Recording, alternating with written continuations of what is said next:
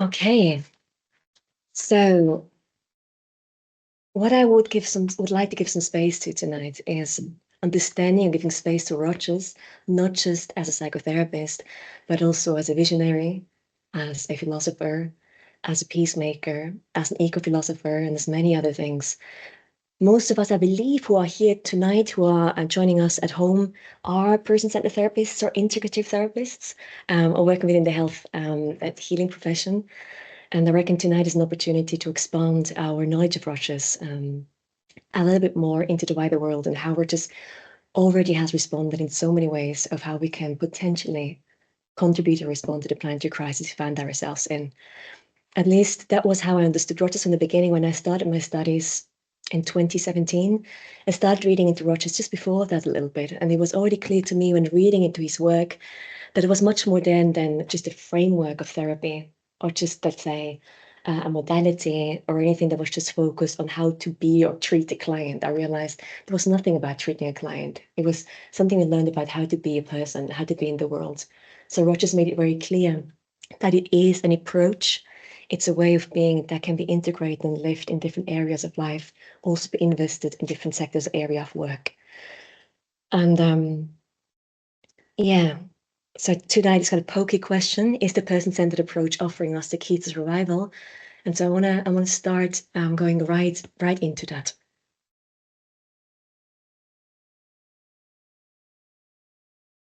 So when we look in the world today, I see beautiful things, and at the same time, I see also very difficult things, such as deforestation, disconnection from self and others. I see the world's waste problem.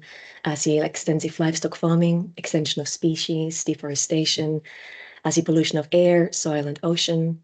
I see socio-political crises, war, and the threat of nuclear war. So given the reality we find ourselves in today, and kind of feeling that society is at the edge of deconstruction, it feels to me as if there's only one question that we actually have to ask ourselves nowadays, which is, how can I be of help? Now, before I want to respond to that question from a personal point of view, I would like to take a moment and just pause here and ask ourselves, from what perspective are we asking that question? Because it might very well be that the perspective from which we are asking this question might actually be the problem in itself. Because very often when we ask a question, hey, can I help? Or can I be of help? Usually when I get that question, I think the last time I got this was maybe like 2 weeks ago when I had a friend over for dinner. And after dinner, he asked whether he can help with the dishes. Can I help? And there's already a sense there when the person asks, you have a choice. It's kind of a choice whether you want to ask or not. You don't really have to help because in the end, it's the host's responsibility. It's their crockery they need the next day. So, if they say, no, it's okay, you don't have to help. It's like, okay, you can lean back comfortably again into your comfort, into your own zone. That's a very detailed, simple experience on a day-to-day basis. However, when we look at the picture you see in front of you, it's still a similar question. When I ask, how can I be of help? It feels as if I'm asking from a place of disconnection, from a place of separateness to the problem, the issue I'm looking at. I'm literally just looking at it right now. It doesn't really feel like it's here. And that might actually be the intrinsic problem that we find ourselves in. So we're asking from a place of comfort, we're asking from a place of separation, from a place of privilege, comfortably sitting here in a nice warm room whilst we're looking at traumatic problems in the world right now.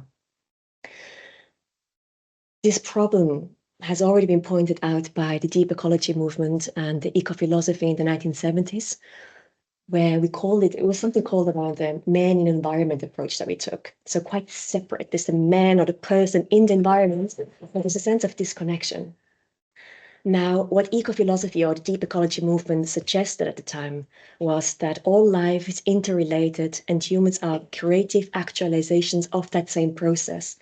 So that means that the way human beings understood was that humans were cells of a bigger organism, so that there is an entire connectivity and connectedness among all organisms, humans, non-humans, plants, to the smallest cell.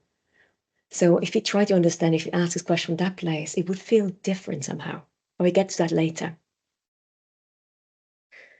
So what eco-philosophy kind of suggests is a movement away from the Anthropocene to the Symbiocene, which means Anthropocene is kind of the dominance of human over nature, which you can see nowadays all over the planet, where there's a human dominance controlling nature, having a dramatic impact on nature.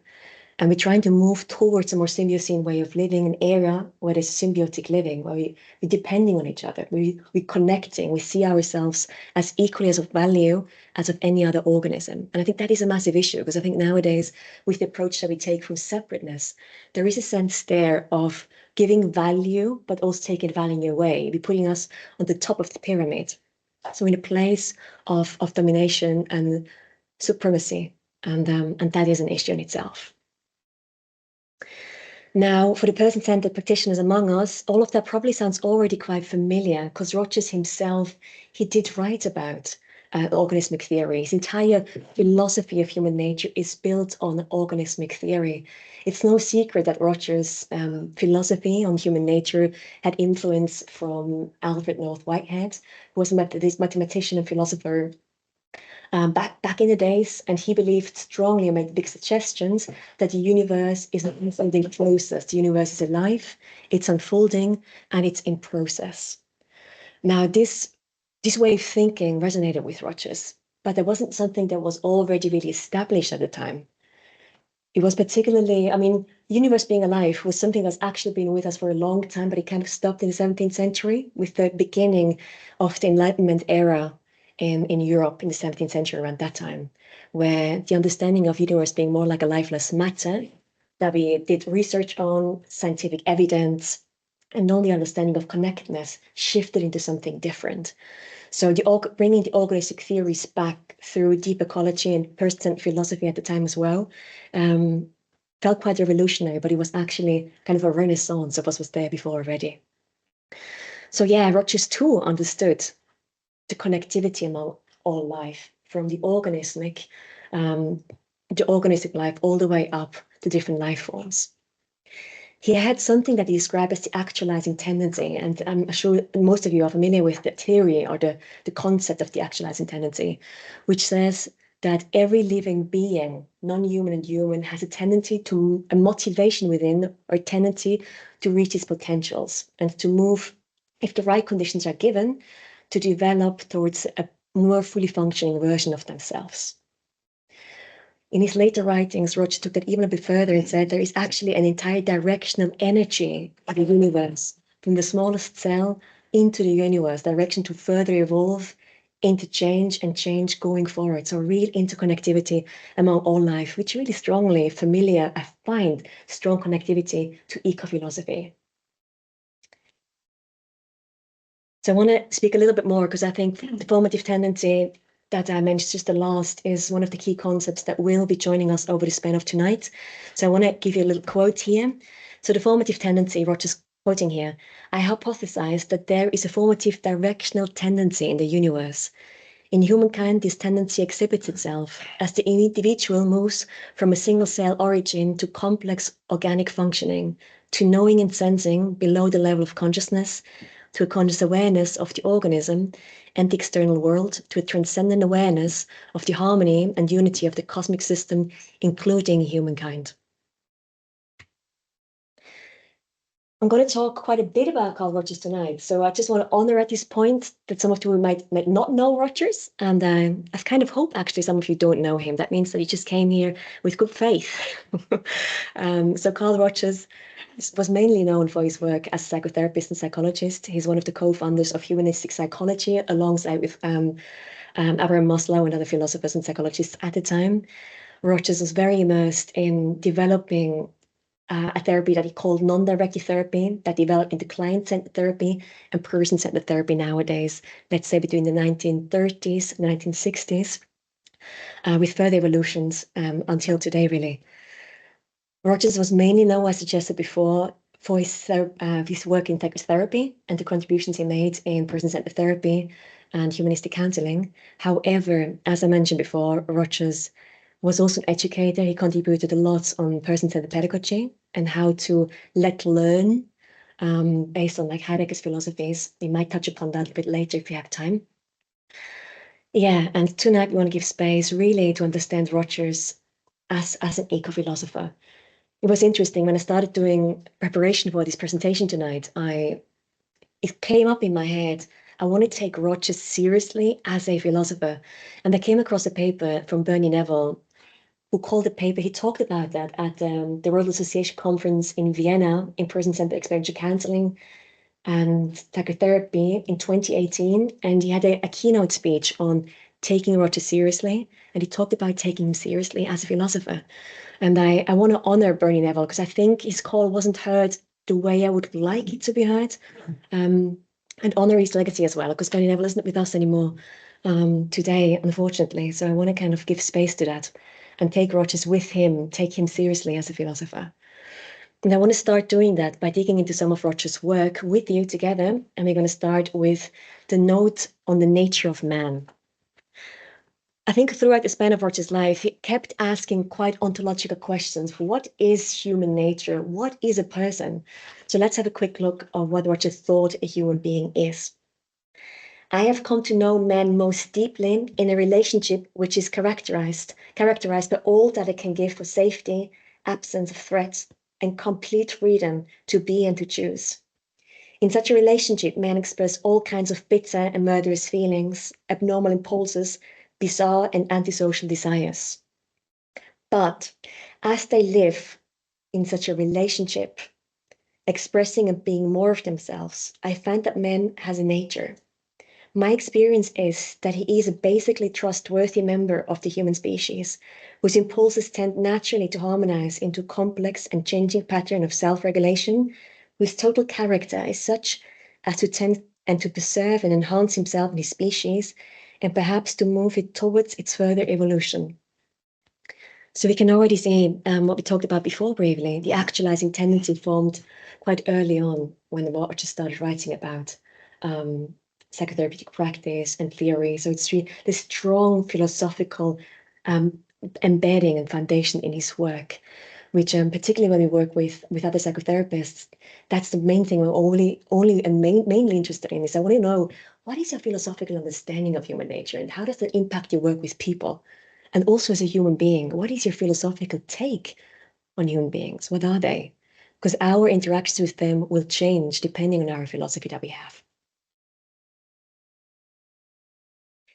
Now, when we now listen to organismic philosophy and like this meta theory about the organism and human philosophy, this question now kind of changes. So we transition into connectivity and the symbiocene, so the era of symbiotic connectedness among all life.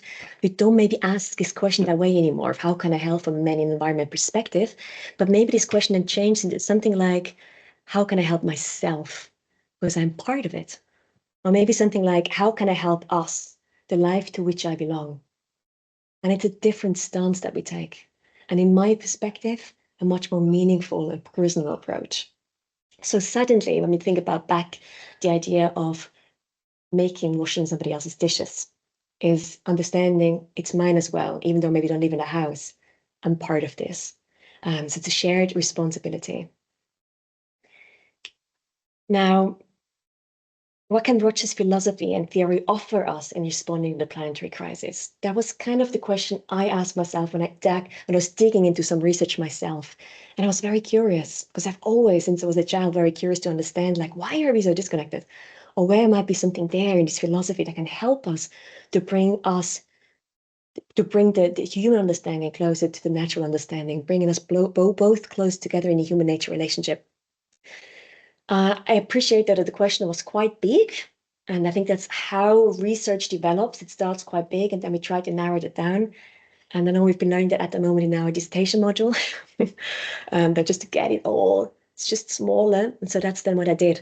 And I started reading into it. It's like, okay, let's just start where I want to start this research. And one of the first readings I did was In a Way of Being. And I think Roches, that is his favorite book. It's also my favorite book, one of his writings, let's say.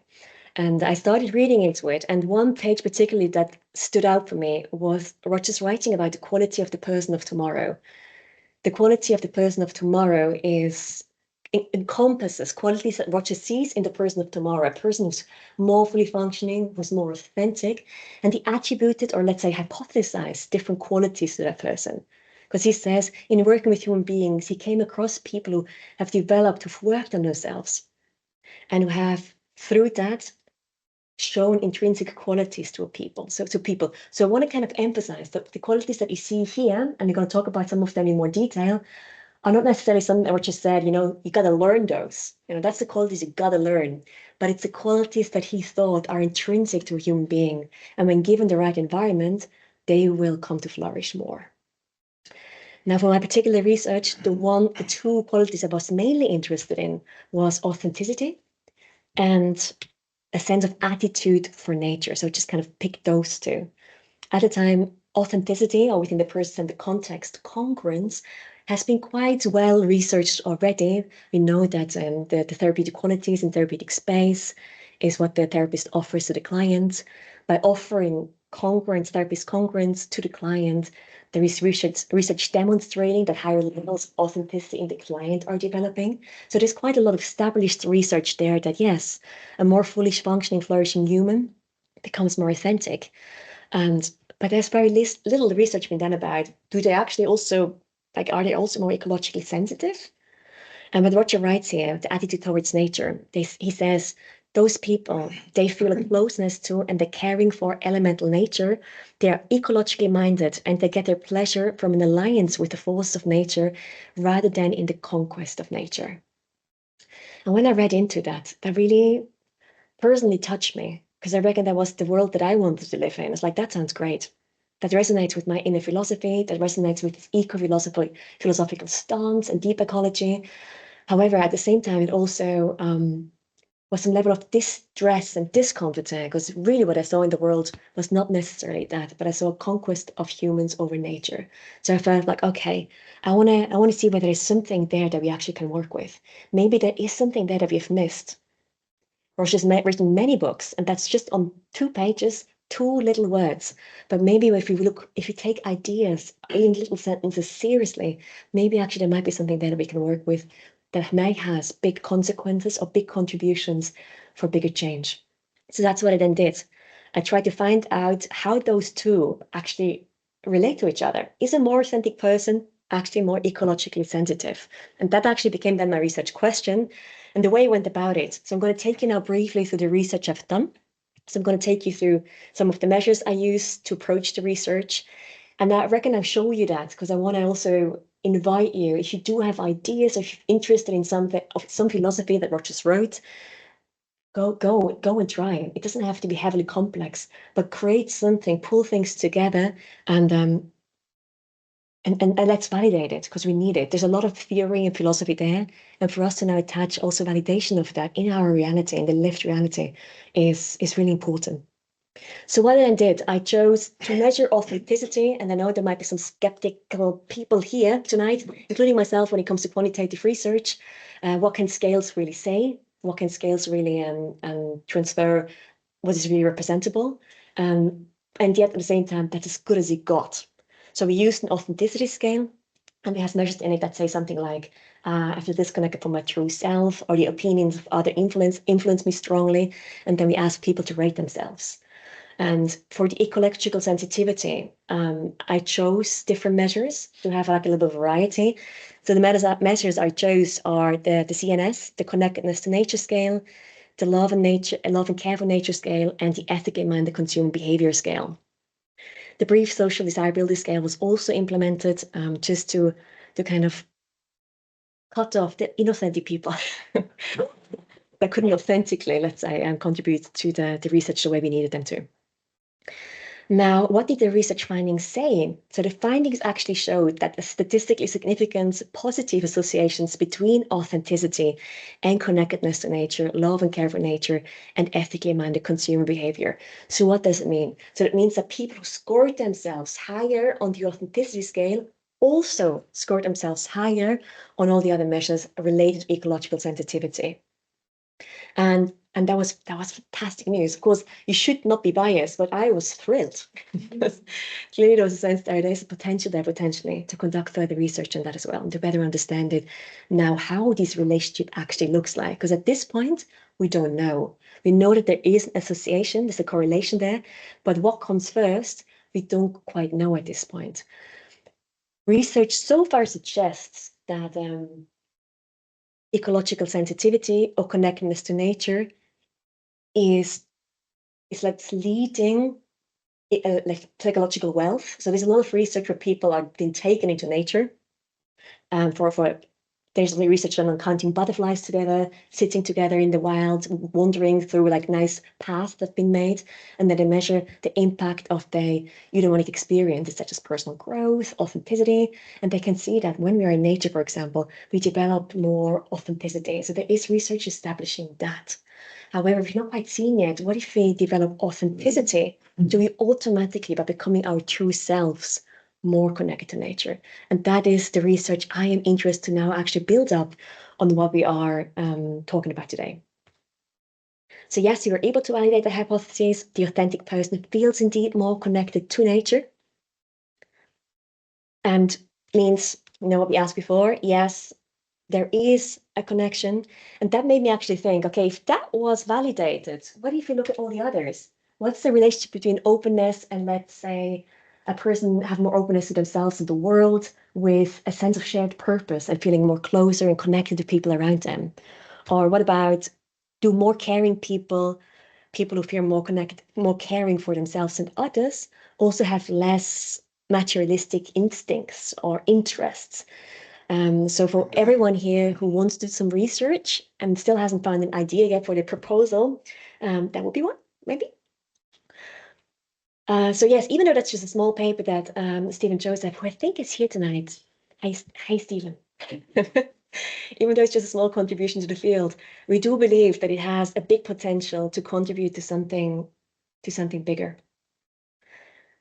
So by thinking deeper into that and now to respond a little bit more to how I want to take this idea to respond to the planetary crisis, what I'm interested in is, okay, what if authenticity was a precondition of ecological sensitivity? What if authenticity was precondition or an aid for us to become more sustainable, more connected to nature, more connected to ourselves, better listener, more empathic towards selves, others, and the wider ecological world? So there was so much there. And the idea that I had is like, okay, what if we implemented that, for example, into encounter groups? We know within the persons in the field that encounter groups are very successful in developing certain qualities. We see it in person-centered education, in counseling training. We see it in peacemaking, that there is a massive power in connecting with self.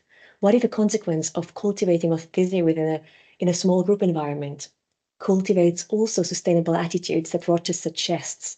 So the idea is now to test that. So for example, that could be an idea to implement the person-centered approach into sustainability development, let's say. Actually, I had some spare time. so I developed some models how we could do that, and I want to present that with you. So the idea, for example, could be, and again, it's an invitation for you to be creative with stuff, to see how can we take the person, the theory and philosophy and do something with it to really respond to what the planet needs nowadays. So let's say we create small group encounters where co-actualization among people is happening. So we're supporting each other. Authenticity develops, a sense of belonging might develop, and interconnectedness develops. And we could offer that, let's say, to leaders in companies or in leadership sustainability developments, for example, like groups here. We have masters in sustainability at University of Nottingham. We have them all over the world, and it becomes more and more bigger in order to be able to respond to the Sustainability Goals 2030. So why not us contributing to that? So we could offer groups and they could be implemented in business locally and all respond all the way up. I can't believe how much time it took me to come to that. And then I realized I'm not the first one thinking about this, which is great. So that means there's already an environment there to actually place those ideas.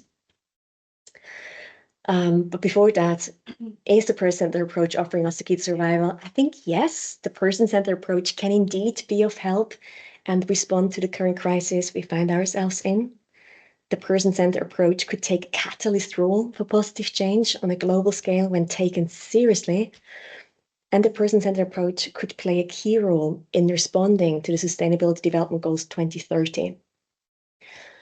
What I want to point out here is, and what I said before, in regards to there's already something there that focuses on an internal development in order to foster sustainability. There's a lot of research demonstrating right now that the sustainability goals are not going to be met. In fact, only 15% of all the sustainability goals are currently on track to be met by 2030, with a stagnation and decline since 2020.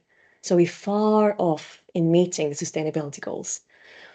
Current research now kind of indicates that the reason for that is that it lays in the fault or the disjoint between human and nature relationship. So that's the reason. Like actually, it's in the failing of human nature relationship where we're struggling to actually reach the sustainability goals because they feel very externalized.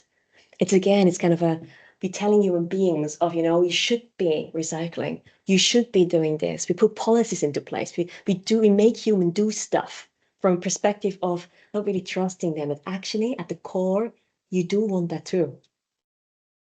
So now the idea is to help leaders, people, citizens of the world to develop closer to themselves from an inward approach. And there's something called, let's see, where is this? Just going to put you through it. I just mentioned that. So there's something, maybe I might show you this. I think we have enough time. So there's something that is called Inner Development Goals, and that came up in 2015. And I only came across that a few days ago after investing so much thought into this already, which is a good thing though, because it means that people are ready for this. People see the relevance for us to connect with ourselves in order to contribute to sustainability down the line. So we need to focus on ourselves in order to contribute to the survival of the planet. I want to play, can I just check, Richard, what time it is? I can't see it here. 7:05. Yeah. So I'm going to briefly show you a video. I might stop it somewhere, it's 5 minutes, but I might play all of it. I'm still deciding. But to give you a little feeling of how that could look like, or what I'm on about when it comes to in development goals.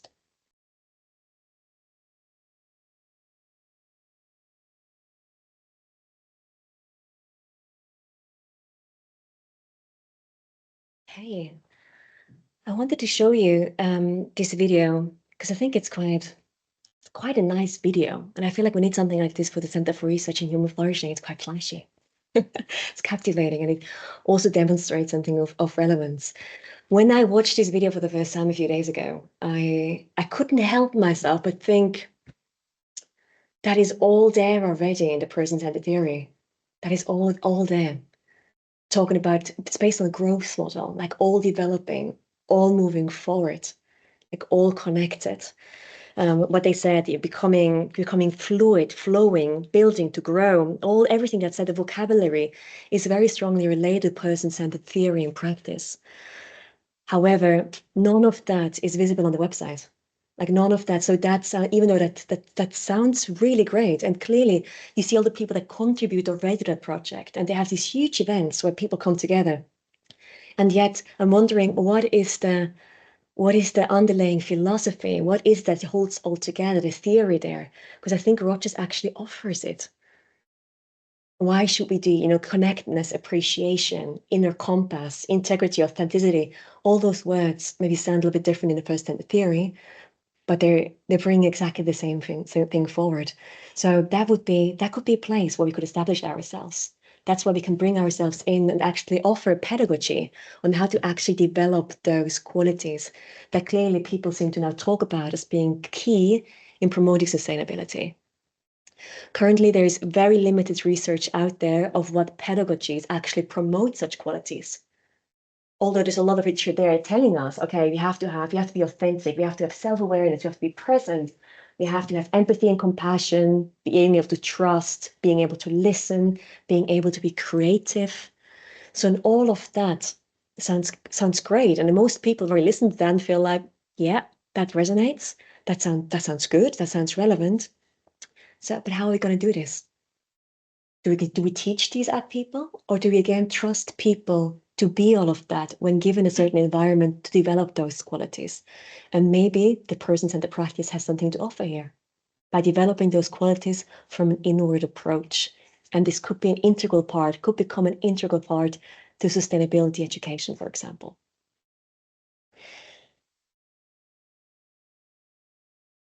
The reason why I show you these pictures I took over the last few years, is the reason why I want to do this research, because that's dear to me. I have a very strong love and care for nature and the planet. So that's the reason why I decided to focus on eco-philosophy in the person-centered theory. However, that's me. And I know that I'm only one of billions of people on the planet. So I'm really curious really to ask, what is it that you're passionate about? The theories, the passions that you have, the things you want to change, the things that really matter to you. And how could person-centered philosophy contribute to positive change in your discipline, field of research and work? And how can you become more responsible or responsible as the integral part of the world you live in? Finally, how will you contribute to the healing and flourishing of the planet and all life to which you belong? So it's the key question really that I really would like to leave you with for this first part of the presentation, the main part of the presentation, involving you. So it's again, I'm really aware that I'm standing here today talking at you, but I want to talk with you. And that's really important to me, because I reckon that's what we're trying to do here. We are connected with each other. I want to hear your passions as well, and how you feel like, what you're passionate about, what you want to contribute in order for us to promote greater sustainability and respond to the planetary crisis we find ourselves in. And that is kind of an invitation for any kind of discipline that you come from. They can be within academia, they can be from different departments, biology, chemistry, philosophy, education, where we are here. They can also be outside of the world too. Whatever kind of business we're involved in, to come together to think about human flourishing. That is also kind of an invitation as a Centre for Research in Human Flourishing, and feel honored to be a part of that, to invite people to start thinking about or keep thinking about human flourishing within your own discipline, because we need it, we request it, and to come up with ideas and think about how you contribute from your own discipline to human flourishing today. This could be the end of a presentation. Still thinking about that. I want to add a little bit on. I know I'm really aware of time. I want to give enough space. I add and make it very brief. Yeah, I want to add a little bit more, because I know that's my focus. That's what I'm passionate about. But at the same time, one thing that I'm also very concerned about at the moment in the world is the socio-political crisis that we find ourselves in, which is related to the planetary crisis, given the nuclear threat that we are facing today as a human civilization. So I want to very briefly also mention, and I have a few pictures of that Rogers too was very involved in peacemaking. So if this is something you are interested in, if you feel like, actually, you know what, the sociopolitical conflict in the world is something that is really deeply important to me. It's important to all of us, hopefully. But if that's something you're interested in, Rogers has a lot to offer and a lot of work that is done over the years, particularly in the 1970s, on peacemaking. In the 1970s, early 1970s, in 1972, Rogers and his team during the troubles in Belfast, brought 9 participants from the Catholic side and the Catholic side, Protestant side, all the way to Pennsylvania. Over 3 days, they had an encounter group, and to see whether bringing people together in a circle, bringing people together to sit with each other, can help to put like years and generations of hatred aside and to actually connect from human to human. We're talking about 3 days. And the consequence of that were extraordinary. Because after 3 days, who were before people who were strongly hating each other, resenting each other for causing pain and loss and killing, became friendly, became friends. They returned to Belfast knowing that they're going to meet. They didn't know that at the time, but they went back to Belfast. That was not planned of the project, but they met on a regular basis afterwards. They actually they formed teams, one Catholic, one Protestant, and they showed the movie that they filmed in different churches to see how they're connecting with each other. That was not funded. That was all based on self-activation and their own initiative at the time. And that's remarkable. It really is remarkable. Another project that Rogers was involved in was at Camp David Conference Summit in 1978. In fact, a paper was written about that by Carl Rogers and David Ryback. David Ryback might be here tonight. David, if you're here, I don't know. I can't see the screen, but it's an honor having you tonight in case we're able to make it. So what was written in that paper, I really recommend it to anyone to read because it's a beautiful summary of very deep, insightful work by Rogers and right back in the 1970s. So another project that was actually done in the late 1970s was to bring together the Prime Minister of Israel, Begin Sadat from Egypt, and Jimmy Carter, US President, together with the idea of signing a peace treaty between the three countries. The conference was spanned over 13 days and was held in the US President's retreat in Maryland at the time. This the Camp David it's called, and they met together. And when I read about it, I think the first thing that came up for me is like, oh, it's like sounded like an American summer camp experience of troubled adults that came together over 13 days. They were given zip jackets when they arrived. So to kind of take the formality away. Not everybody wore them, but the idea was Jimmy Carter was the first one who wore it, but all the other ones were holding back a little bit. The idea was to actually see people from human to human, see them playing chess, see them playing tennis, see them eating. The wives also were invited, which was really, really unusual at the time, but they formed a massive part of the national delegation at the time. So they also were invited. Carl Rogers and his team were also there to facilitate the encounter at the time. It was very novel that during the conference, there wasn't actually a set agenda, which again is very atypical for a political conference to come together without really an agenda. However, there was the broader idea of peace. And that peace resolution, the idea of signing a peace treaty at the end, that was the aim. But the way it was held was quite loose. Now, it sounds all very promising after hearing the Still Shutter project, which is talked about before. However, it looked actually quite dire throughout the span over the 13 days, and George's wrote it felt like being in a pressure cooker. Very often, the conversations were so head on that then people actually were threatening each other to leave, or just like they couldn't deal with it. However, there was on the last day of the conference, there was an incident or an event that I want to talk about because I think it was a build up towards that. I felt like people were holding on to their political roles for quite strong. However, President Menachem Begin from Israel, he asks, you notice that people were taking pictures. There wasn't officially TV there or anything, but there was still a photographer there as part of the project. And he took pictures of the three presidents together, and Begin asked the other presidents to sign three of them for his grandchildren. And Jimmy Carter, the secretary at the time, asked whether it would be okay maybe to ask for the names of the grandchildren. So we actually can personalize the inscription when we give the autographs back to Begin. And so then Jimmy Carter wrote the names of the grandchildren on the cards, and he brought the pictures with the grandchildren's names and dedications to Prime Minister Begin. And when he looked down and he saw the name of his grandchild, and he flickered through and saw the name individualized for all the different grandchildren, he started to well up and to cry. And that was the moment that Jimmy Carter later describes as that was when the moment where he met not just from president to prime minister, but we met from person to person. And in that moment, there was a sense there of connecting from father to father, from person to person, and knowing that we're both concerned about the future of our children and grandchildren. And it's in these moments that I also see the beautiful potential of the personal approach. We can get very overwhelmed in the complexity of war nowadays, complexity of sustainability. It feels, oh, like, where do we even start? And in those moments when it comes from heart to heart, from person to person, is where the power actually happens. And then that's what I believe is a massive potential of the approach to contribute something of real meaning to us.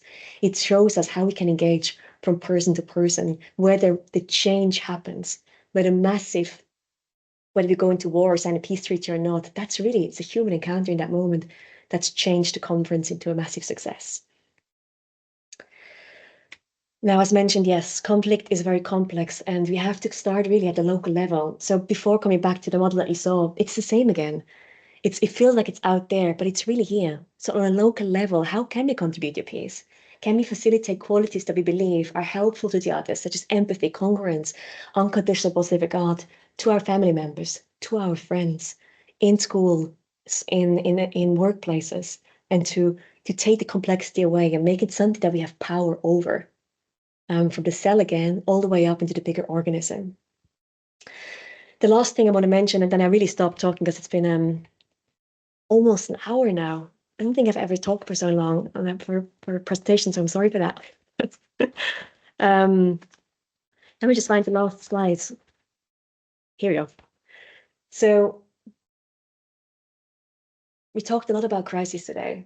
And I think the idea or the vision that I would have is that actually you don't have to talk about crisis anymore, but we talk about prevention of crises. And that is the aim. That's the aim that I would like to aim at. And the prevention of crisis would mean the word that comes up for me when I think of the prevention of crisis is education. And again, as I mentioned previously a few times, Rogers was very strongly influenced education quite strongly, and he had a vision for how learning could look like, how education could look like. And that's why also training and sustainability training and education is really important, but not just in higher education, but also starting all the way from primary school all the way up, how education could look like. And the book that he actually wrote, you might be familiar with, it's called Freedom to Learn. Although this is not Roger's quote, I'm going to leave you with. It's a quote that he cites in his book, and it's by Martin Heidegger. And what he writes here is, teaching is more difficult than learning, because what teaching calls for is this, to let learn. The real teacher is in fact lets nothing else be learned than learning. The teacher must be capable of being more teachable than the apprentice. The teacher is much less assured of his grounds than those who learn are of theirs. If the relationship between the teacher and the taught is genuine, therefore, there is never a place in it for authority of the I know it all or the authoritative sway of the official. And that's kind of what we're trying to do. So we're trying to move away from crisis and move into prevention. I think that is the aim that we're all looking for. And that is kind of really what I would like to leave you with. And I think that is the last slide. Yes. So thank you so much for everybody who's at home who's still with me. Thanks for bearing with me, and everybody who came out tonight. And I look forward to hopefully hearing from you of how you feel like you would like to contribute or the thoughts that came up for you. So I look forward to discussion with you. Thank you.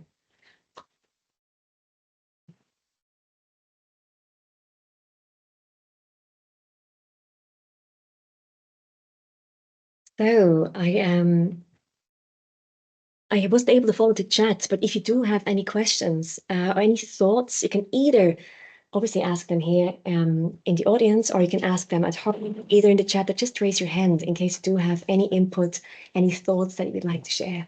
I'd be very curious to hear from you.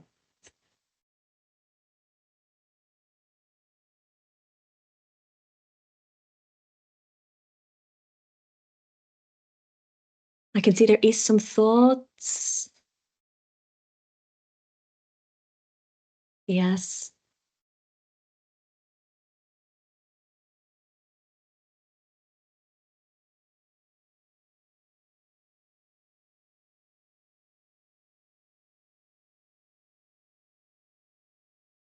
Guess I've got a question about. Sure. So I'm not sure. You wanna? You might have to repeat it, but actually probably. Oh, yeah, repeat it. Yeah, of course. But so the research you did and presented earlier showed an association between high levels of authenticity and higher sense of connectedness with nature Right. and ecological sensitivity.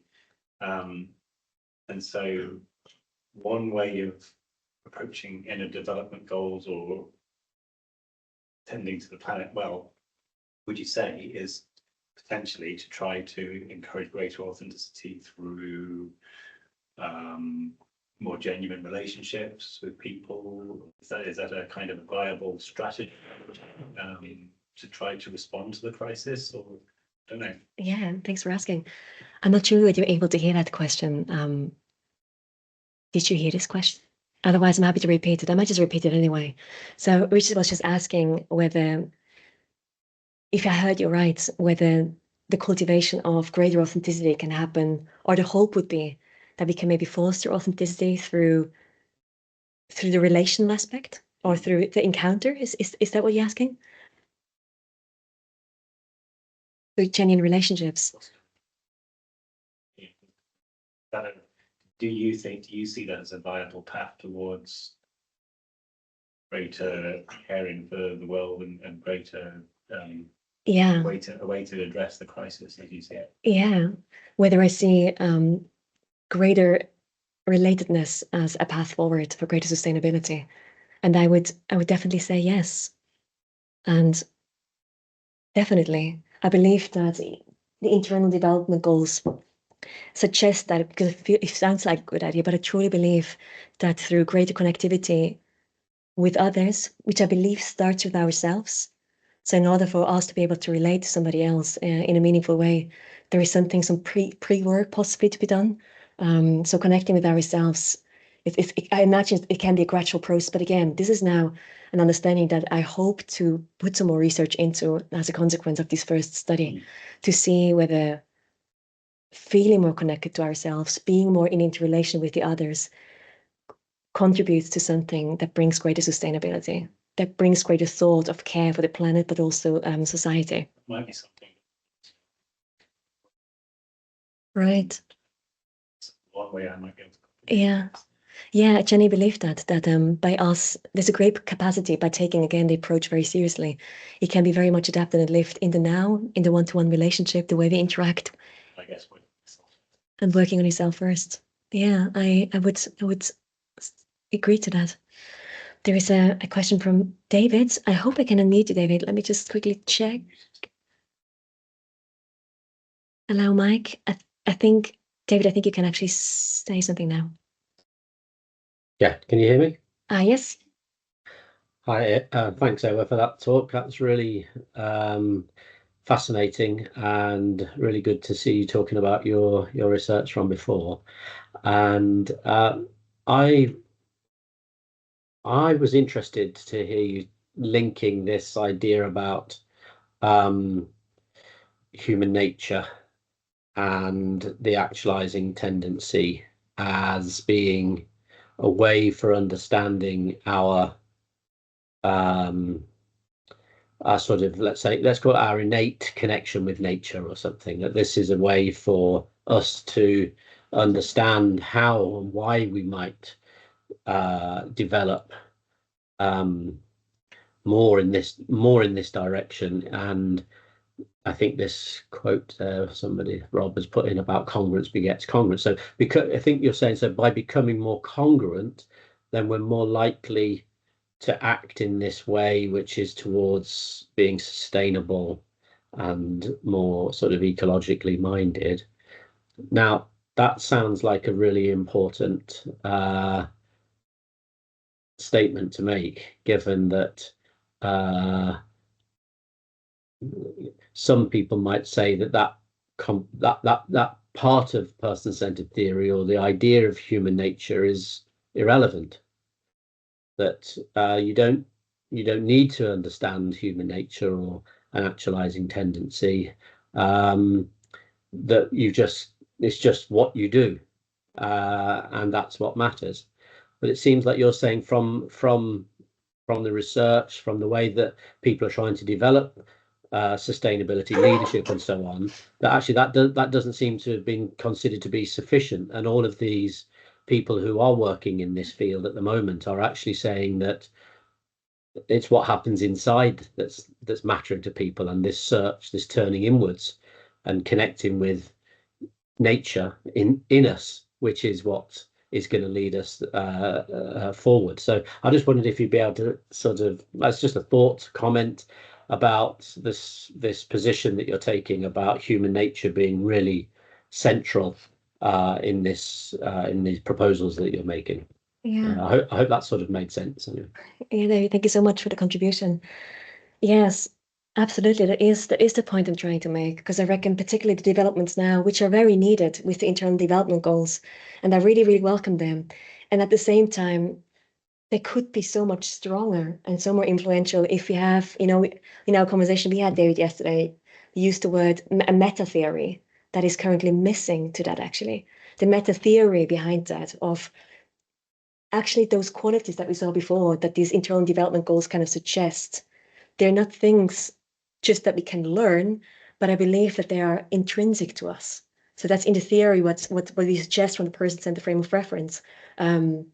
That's what we suggest, that those qualities of connectivity to nature, greater authenticity, greater levels of openness and fluidity in the world, and a sense of care in the world, they are intrinsic to our organism. We want to enhance ourselves. We want to maintain ourselves from the cellular state all the way up to bigger universal forces and to human nature. So it's all very much, it's all there. So all we really need to do is we need to not to come up with new things. We just need to actually now focus on a pedagogy to bring those qualities forward that are already intrinsic to human nature.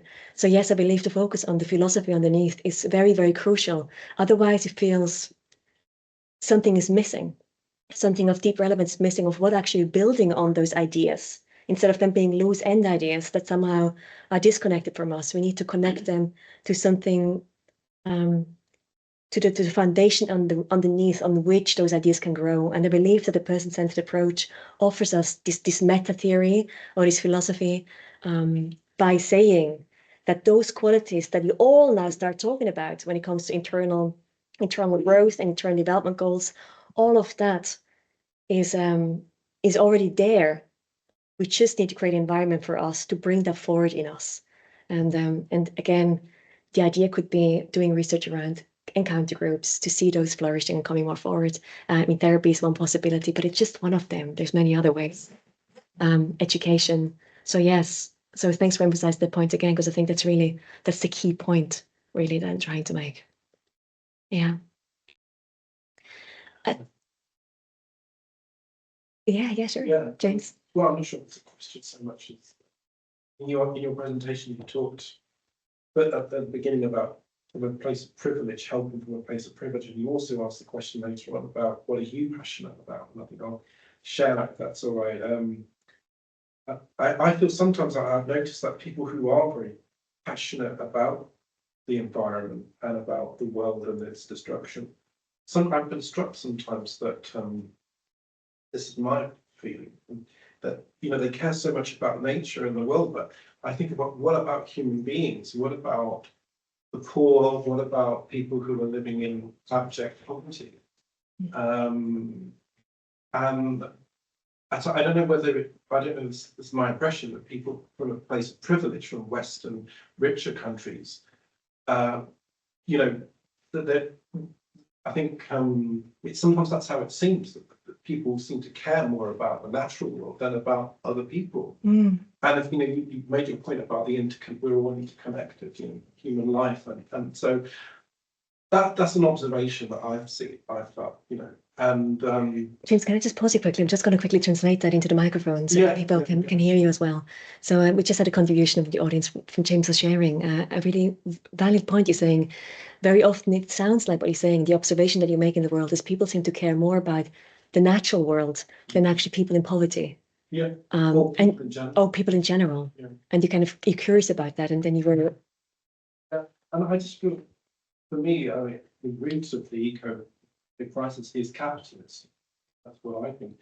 And we talked about Rogers being a peacemaker, but there's a saying that there's no peace without justice.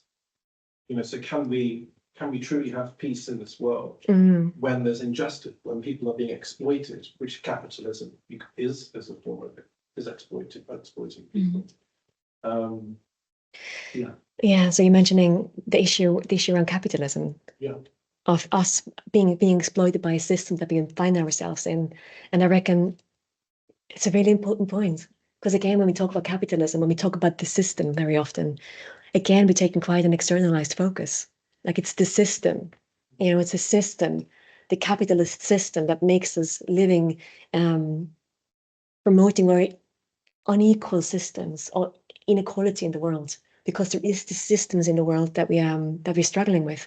And I reckon again, what stance do we take here? What would be helpful for us to how could we change that stance for this to become us again? What if there's no thing that's kind of outside of ourselves, facing ourselves, but what if you're actually fully inside of it, fully in the spotlight of it? And how can we then respond to it instead of against it, but actually being immersed in it, cultivating it somehow? We've created it, it's us, we are it. But I'm not sure is there anything else, how that sits with you when I say that? Yeah, saying that, and I feel like to some extent, I have a response. I contribute to that system. I know I hear what you're saying, but it's sort of like it's out there. Capitalism is that, and I think you're right. At some level, I am by going to work every day, I am, sort of contributing to a system. Yeah, so you're saying you actually, yeah, I am part of this system. There's a recognition there that yes, I am part of this system. Doesn't make it easier, makes it probably more complex. But there is a sense there of a connectedness with that. It's not out there, it's here. Yeah. Yeah. Thanks, James. Yes, please. Being said, I guess there's something then about understanding the relationship between the micro and the macro, and I wonder what Rogers really had to say around that, because I guess when we're thinking about the conflict between the micro and the macro, and Rogers is talking about self-actualization, but what about self-destructive behavior and self-destructive human nature, which feels like that's part of it too. So I was kind of wondering about what Rogers might say then around the relationship. He talks about the relationship a lot, but maybe the relationship between, what's going on inside of us, but also, of course, what is happening in the world as a result of modernity and capitalism. Right. I'm really sorry for you guys. We don't have a microphone at the moment. So I'm just going to translate that because I think you probably didn't hear that. So thank you very much for the thought that you had there. So if I hear you right, the thought that you have is, okay, from the micro to the macro, how are we, what's the relationship there? And especially where you're saying there's something that you observe, if I hear you right, and this is self-destructive, maybe tendency might be the wrong word, or that you see something in human nature or in human behavior that looks self-destructive, and you're saying, what does Rogers say to that? Richard, oh, they can hear the questions. Great. Oh, so where's the camera? There. Yeah, so what does Rogers say to looking into the world and seeing these self-destructive tendencies? Like, what would you say about that? Is that the question, or? I guess the philosophy is around human flourishing and self-actualization, but what about the destructiveness of human nature? Right. Which feels like is main part of the problem. Yeah, right. I don't want to speak for Rogers, that's not fair, but my take on how I understand Rogers is that he's very aware of that. He's very aware that that we can be absolutely brutal to each other and horrendous and self-destructive. And that's why I think he was also so passionate about it, to actually show that, okay, why is that? Because he said, like, I can't quite, I'm horrible at quoting, but he says something like, when I look at humanity, when I look at the mass of people out there, I'm pretty pessimistic. But when I look at the individual, I'm optimistic. Mm-hmm. And so there's something in observing people by self-destructiveness. He does not see that as part of his nature, of human nature. Self-destructiveness can be a consequence of experiencing limited qualities in the environment. So he's called something like the organistic balancing process, which is kind of a manifestation, let's say, of the actualizing tendency. It's something within us, a tendency within us to kind of check in what feels right, the way we maybe act and respond to the world, what feels right, what doesn't quite sit right, not from a moral point of view, but from an organismic point of view. What is the organism, what feels right for the organism to maintain itself, what feels actually not so right. But the older we get, we tend to, depending on how the environment is around us, we maybe start to become more conditional in our approach of how we respond to the organismic balancing process underneath. It might be that we are in an environment growing up where there's quite a conditional parenting style. We're learning that actually we're not good enough. We're learning that we can't trust our own instincts. We learn that we are too big, too short, not intellectual enough. And we learn to adapt because we want to get this conditional feedback. We want to get that validation. And we start to develop an external focus of evaluation further away from the internal. And that is when we become self-destructive. So it's not in human nature to be here, but adapting more conditions of worth over the span of life. we can become more self-destructive. Now, the idea is by offering, again, an unconditional environment where those critical thoughts that we develop, those conditions of worth, we can hear them again, become self-aware of them, and move from greater, like an incongruence. I think when you say self-destructiveness, I hear the word incongruence. So moving further away again from incongruence to greater levels of congruence or authenticity. And again, person-centered pedagogy and person-centered therapeutic qualities such as empathy, unconditional positive regard, multi-conditional regard, and an empathic understanding has shown, and particularly research in the therapeutic space, shown that that can help again from a self-destructive way of being to become again constructive and pro-social and trustworthy by kind of facilitating an environment that helps you to reconnect again, trusting your organic well-being process inside. Does that make sense? That's how I understand it. But I'm really happy to hear anybody else who understands it differently. There's a few hands up, so please come in. Who's the first person? Ivan. I'm just going to unmute you. Allow microphone. You should be able to mute yourself now, Ivan.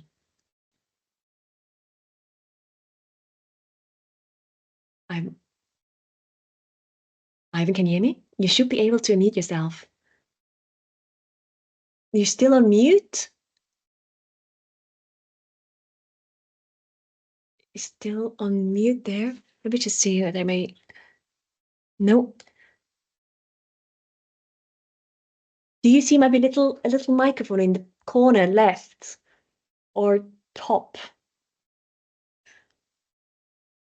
Yeah, you're perfect. Now we can hear you. Sorry, it's all these icons that I can't cope with. Yeah, sorry about the dog in the background as well. And it's Awa, is it? Awa. Awa, okay. Awa. I'm really moved by the enthusiasm that you have expressed this evening, Awa, particularly in relation to Bernie Neville and Alfred North Whitehead, who Bernie was so enthused over himself. I do have a few misgivings, though, in terms of you seeing Rogers as a would you say a great philosopher? Anyway, because to me, as a student of one of Whitehead's students, I see philosophy as the clarification of concepts. And to me, at the end of his life, Rogers was rather confused conceptually. On the one hand, he seems to be affirming a Cartesian Newtonian view of the world, and then also he's seems to be supporting a pluralistic postmodernist view of the world, and then there is more the organismic view. So I think we need to take that into account, because Rogers' positive message has been going on for, when he's presented the idea of the formative tendency, it's been there for 40 years and people have really not taken to it. So I just flag that up as something to take into account in your sort of further advancing your views. Okay. Thank you very much, Ivan. Yes, I do appreciate. I think towards particularly like the 1970s, 1980s, I think Rogers was particularly by some of personal practitioners labeled, or let's say described as maybe losing his marbles a little bit to the spiritual world and becoming more post-humanist. But I truly believe that I personally think that it's still very consistent. If I hear you right, it sounds like you challenging that you feel it's not quite consistent anymore with formative tendency. Is that what I hear you saying, or do I misunderstand you there, Ivan? No, I'm not. No, I'm not saying that. I'm saying that the idea of the formative tendency is very much an organismic tendency with things from the kind of point of view that Whitehead was talking about, right. And he was linking that with nuclear modern physics, and Rogers was picking that on that too. But Yeah, I'm saying there are aspects of Roger's theory, particularly the idea of symbolization, which are very much a Newtonian view of things. You know, that yeah, things are just solid stuff that gets moved around, yeah, not sort of growthful organism. Do yeah, you see what I'm saying? yeah, So yeah, I what I'm agree. saying is you have to have a coherent conceptual framework in terms of on which to base your ideas. Yeah, yeah, thank you for clarifying. And I do agree, like with, sorry, okay, I agree. I think when it comes to, he's writing about symbolizing experience to awareness, there can be a bit of a Kazinian touch, a bit of Descartes going on from cognitive point of view. And I agree, like I would like to see people's understanding and take mainly from an organismic theory, because I do believe the formative tendency is very strongly connected to organismic theory and the research that's now happening. And I think it was you, David, who actually talked about that only a few weeks ago. Recent research showing that even on the molecular level, you know, when you see little organisms developing, seeing their actualizing tendency already on a cellular level, and the belief that the formative tendency is very much in line with the organistic theory, and they would like to see that connection more strongly and less diluted as it is nowadays. So yeah, if I hear you right there, I agree. I think remembering and emphasizing Roger's theory in the organismic theory is very important. And I do see the formative tendency as a very coherent concept extending to that, to the organistic theory. David, you have your hand up there. I think you can unmute yourself. Yeah. Yeah, thanks, Awa. I wanted to add something around the conversation you were having, or the question you were answering about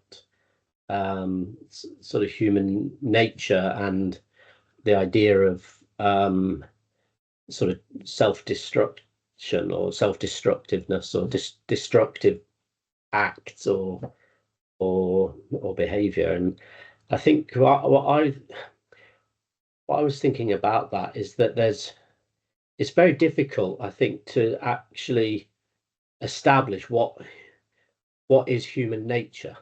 Mm. You know, what actually is our nature. And I think Roger's had a good go at it. And in that paper you put up there a note on the nature of man. I think that's probably where he best articulates it, or most concisely articulates it. Yeah. And one of the things he's saying there, of course, is, and this was the debate he had with Rollo May, was like, of course, people can be destructive, but he's saying that, but that's not their nature.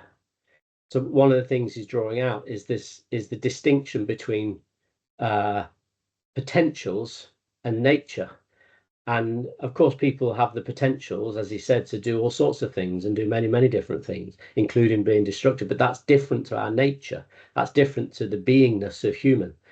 And this is one of the things that I think that we don't really develop enough in our work. I think we don't have enough conversations about it. And to me, it's absolutely central that we should have more to say about it, because I do fear that it's kind of just being the idea of taking an ontological stance to our work and our theory and our view on therapy and its application here in what you're talking about in terms of beyond therapy is absolutely, to me, it's absolutely critical. And it's a difference between potentials and nature, and that they are quite different things that Rogers was arguing for. So of course we can be destructive, but that's different to what our nature is. Anyway, yeah, that was a thought. Thanks, David, for sharing. We also have, I think, a question in the audience. Rani? I see this more a link between authenticity and, so for me, the question of what is human nature isn't as important as how we feel when we're authentic.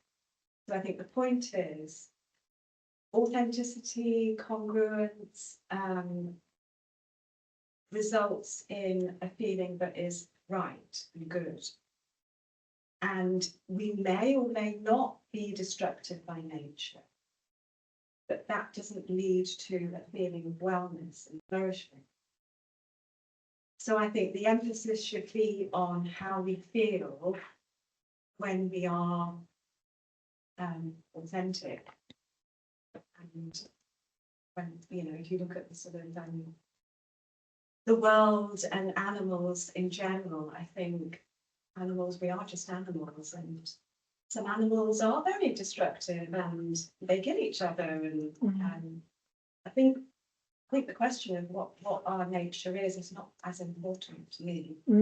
So you're saying for yourself, actually, the underlying philosophy or your understanding of human nature, you're saying that's not as central to you. You're saying it's for me, it's what for me brings change, or the thoughts that are important for me when it comes to change and being a human flourishing person, or a flourishing person it's the sensation, it's the feeling, it's the congruence. It's like when I feel authentic and I feel love, or I feel connection to somebody, or other life. That is, you're saying, that's how I understand what is important to me, not necessarily your understanding of human nature underneath.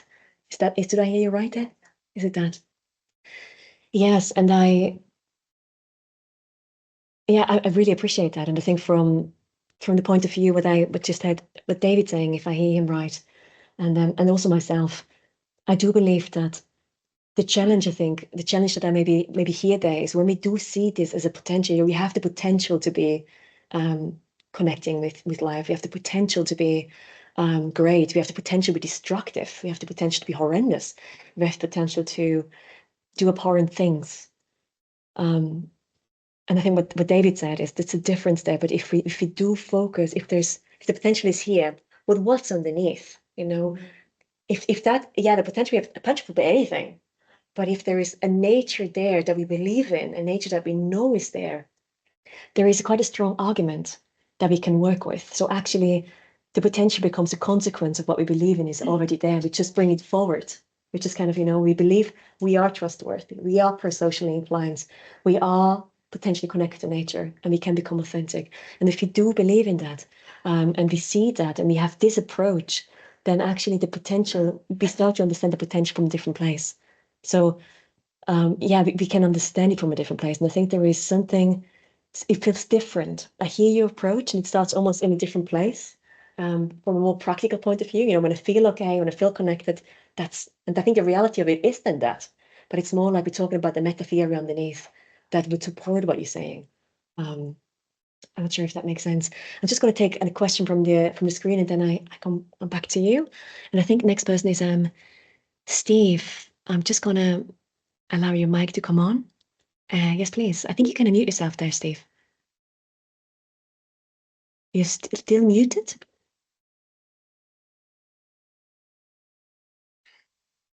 Almost there, Steve.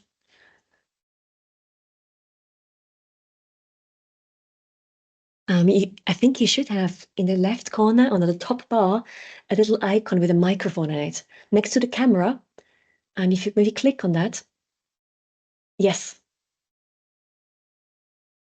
Oh, we should be able to hear you now, but we still cannot hear you, Steve.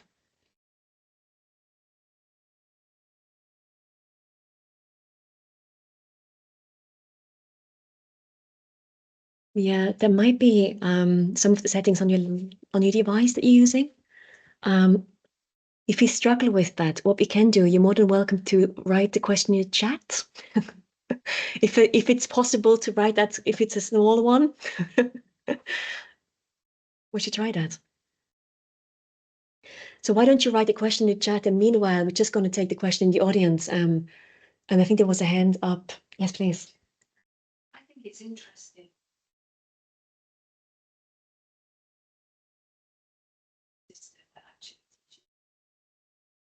About an our external value, Right. and not to connect with ourselves, because learning is just so academic. Yeah. We don't learn about philosophy or how to connect with an ideology, and so we have to do that much later. And so when you're working with people in therapy, you're trying to kind of move an external sort of locus of evaluation to a much more internalized view. Mm. But actually, I think there is a possibility that that can happen much earlier and can be part of a natural process. We're educated in that. Right.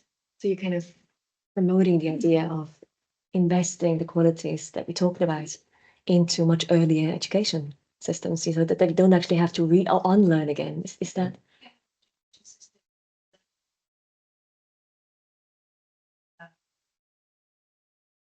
Hostile to a person, Yeah. actually, from a very sort of young age. It's a very conditional environment. It's very easy to kind of disconnect from our internal trust, what feels right, and somebody else tells us, you failed, you don't quite pass, you don't quite tick the criteria that you're supposed to. And he's saying we learned that so early on. So that internal focus to maintain that is heavily challenged early age on. Right. It's very, yeah, It's not a journey. it's not a journey, it's not a process. It's very goal orientated. That's And it's a very binary world to live in. It's a good, bad, right, wrong, fail, pass. And that's the spectrum that we kind of live in. well, challenge is such an important part of development, isn't it, person? And actually, sort of, somebody getting there very easily to somebody getting there and having a longer journey is much more important, is much more challenging, is much more rewarding, and develops much more resilience, etc. for an individual. But I think our education system is really hostile for the individual, for us to develop the internal kind of mechanism of evaluating ourselves or to grow in that sort of way. I agree. So we're often doing that with teenagers. We're often doing, do you think? How's that work for you? What are you experiencing? Do you feel it? But we don't teach it very early on. Right. So we don't quite trust the child enough to know best. You're saying there's a strong guidance at the very early stage of education where we're not actually checking, what is it that you need? What is the curiosity and creativity? How can I learn from you? Letting learn. You're saying that's not happening. That's not happening in the education system that we have today. So that kind of trust in the actualizing tendency. Right. Yeah. Or from very early learning. Yeah. Yeah. And that is where we need to invest more. That's one way of, so thank you so much. It's an extension, we talked about today. That's one way of investing the approach into theories by understanding the actualizing tendency. How can we promote the actualizing tendency in different areas, particularly in education? Because at the moment, it's not, we're helping to not attend to it, to move further away from the actualizing tendency, or to not facilitate and promote it in a way that it can flourish, that we can flourish as organisms. And how can we contribute to that change? I'm just going to check the chat. Thank you so much for the contribution. I'm just going to check the chat quickly to see whether Steve were able to write. Keep it short, I think. Oh. Person-centered people rather than person-centered. I think what is important here is becoming person-centered people rather than person-centered therapists. Thanks, Steve. Yes, that's beautiful. Yeah, that's kind of the concluding sentence of today, probably. I see there's other hands up, but I'm also really conscious that we're at the time now, and so I don't necessarily want to shut down the conversation, but at the same time, I feel like I need to. However, if you do have ongoing thoughts that you would like to share, I would really welcome you. You can still I might keep the chat open for a little bit longer. You can send the questions through if you want to get them off your heart. Otherwise, I'm gonna draw a close here. Remain very thankful for everybody that stayed out. Solstice is coming closer. The days are so short and you're still here. It's so dark outside. So I really appreciate that everybody who's still here, whether it's online or in person here. Thank you so much for coming. And yes, we have the next seminar coming up. Rishi, when is the next seminar? So we have with Ursula, Jen, and yeah, it's Jen and Ursula and Barbie. yes. So talking about a collaborative autoethnography. That's I think it's in February. In February. I'll try and put the list on the YouTube channel. So amazing. Yeah. And well, it might be, yeah, it'll be publicized on at least that method and on, Yeah. through social media and on the university website a few weeks before the event. as Amazing. well. Yeah. Wonderful, because we definitely have Ivan as well. I know we're going to have a presentation at some stage in the seminar series. So if you do want to attend to further seminars, please come along. As Richard said, there's going to be information on the YouTube channel. And so please come along, and I wish you all a safe journey back home, and see you pretty soon. So thank you so much for everybody at home as well, and see you soon.